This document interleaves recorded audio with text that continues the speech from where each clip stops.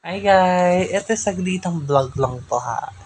Almost 2 minutes ko lang to iti-take dahil ang ating episode for today ng ating lesson we learn with the queens is all about um, kasi nakikita ko sa social media yung hindi ka lang nakagawa ng tama, yung minsan ka lang nagkamali, parang mali na lahat yung ginagawa mo.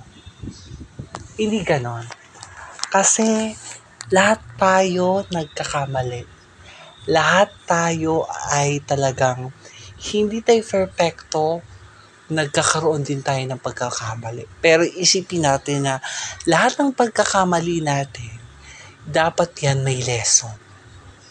Oo, may lesson kang male-learn sa bawat pagkakamaling ginawa mo. Ibig sabihin yon, may pagkakamali kang isa, dapat hindi mo na ulitin. Kasi may lesson doon. Example, nagnakaw ka. Ang lesson nun, hindi sa'yo yung ninakaw mo. Ibig sabihin nun, hindi sa'yo yung ninakaw mo. Ibig sabihin nun, yung ninakawan mo, yung ninakawan mo ang mawawalan. Diba? Lesson learned. Ang lesson doon, huwag tayong kukuha ng di atin. Kasi 'di ba, lahat ng ginagawa natin may sequences. May balik yan sa atin. Hindi hindi yung gawa lang ng tayo ng gawa ng mali. In the end of the day, walang consequences, 'di ba? Lahat yan may mga pagsubok na darating sa atin.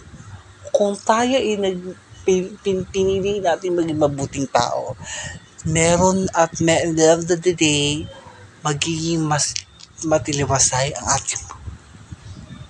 Okay?